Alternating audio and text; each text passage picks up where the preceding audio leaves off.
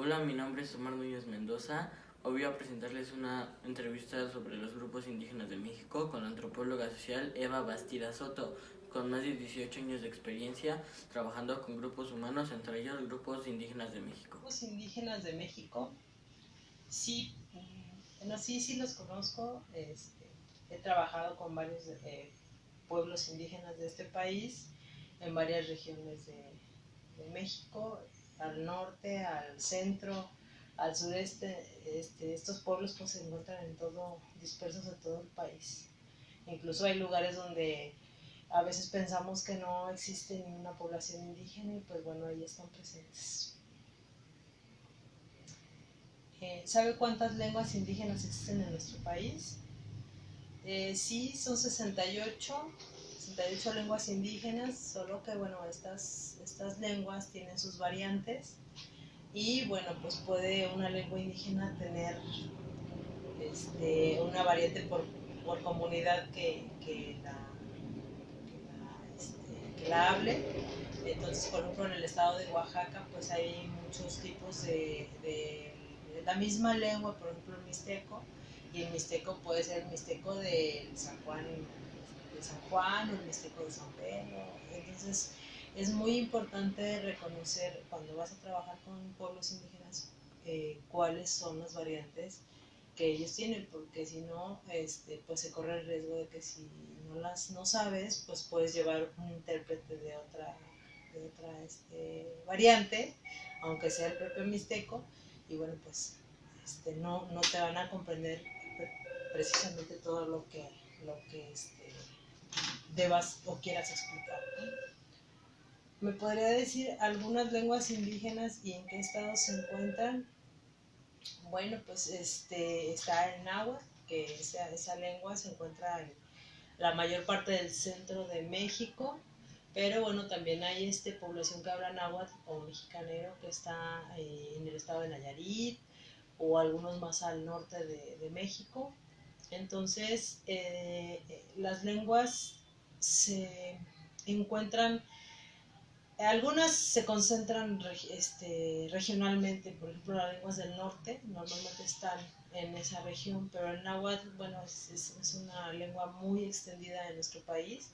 De hecho, muchos de los nombres que tienen algunas cosas de hoy, bueno, tienen una raíz náhuatl. Y pues también muchas de las toponimias de este país, aun cuando estén en otros lugares, son de lengua náhuatl, ¿no? Y eso obedece, bueno, a todas las conquistas y todo lo que hacían esos pueblos anteriormente. ¿Sabe cuál es la región del país donde hay más población indígena? Eh, la región donde existe mayor población indígena me parece que es el sureste.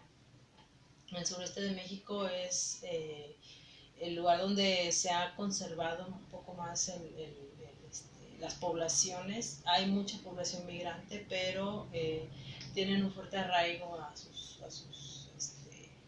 pueblos y a sus grupos étnicos, entonces siguen reproduciendo muchas veces esas lenguas, aunque a veces, bueno, no están en, sus, en sus lugares de origen, siguen reproduciendo su cultura, su lengua, y por eso, bueno, es importante. Y hay pueblos en el norte que también conservan sus culturas, pero bueno, pues ya a veces hablan tres idiomas, ¿no? Ya en lugar de hablar uno solo, hablan tres, hablan español, inglés y yaqui, ¿no? Por ejemplo. Entonces, es muy importante pensar en las lenguas y en los pueblos indígenas como individuos cambiantes, que logran adaptarse a los cambios, ¿no? Eso creo que ha sido lo que ha distinguido un poco, esa es la diferencia entre las poblaciones indígenas del norte y las del sur de México, o centro y sur de México, ¿no? ¿Sabe por qué es importante evitar la discriminación a los pueblos indígenas? Bueno, pues de primer momento es importante evitar la discriminación a todos los seres humanos, aunque bueno, es complicado, a veces culturalmente estamos con ideas del otro erróneas, y eso nos hace que tengamos actitudes negativas hacia las personas. Pero bueno, en general creo que los pueblos indígenas tienen una lucha de más de medio siglo con un sistema que ha tratado de asimilarlos, ha tratado de desaparecerlos, ha tratado de hacer muchas cosas con ellos, y aún así son poblaciones que siguen subsistiendo hasta nuestros días. Entonces el valor de estas poblaciones y de preservar su identidad, sus lenguas, las costumbres, todo lo que es la forma de vida de estos pueblos, es algo que nos distingue como México. Entonces, en realidad, yo creo que la importancia es de no discriminar, es porque con la discriminación motivamos a que las personas cambien esos comportamientos o cambien esas costumbres, que modifiquen la lengua o que ya no la quieran hablar porque pues los discriminan. Entonces, todo esto creo que hoy está teniendo un cambio muy importante. El tema indígena está tomando un buen lugar y se está logrando, bueno, que por lo menos las políticas públicas estén tratando de dirigirse hacia esa conservación o preservación de la cultura y de los pueblos indígenas, más que a tratar de cambiarla o de asimilarla como en otros años. Entonces, bueno, pues creo que esa es la relevancia de este tema.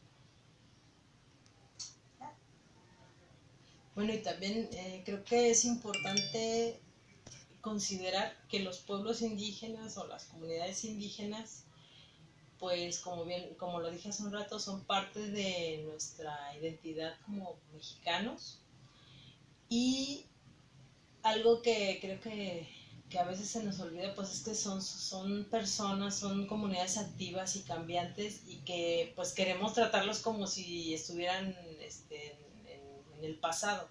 Entonces, yo he tenido la experiencia de conocer pueblos indígenas muy autogestivos, gente que de verdad hasta requisitos vaya para ocupar puestos públicos o puestos, requisitos de que sepan hablar en español, que sepan hablar su lengua, que no sé, que tengan alguna instrucción. ¿Por qué? Porque a veces esas son las personas que son sus representantes y que tienen que recibir pues también de la otra parte de la sociedad, tienen que recibir toda la información. Entonces, para que no tengan ideas erróneas acerca de lo que uno les explica. Entonces es importante entender al otro como a uno mismo.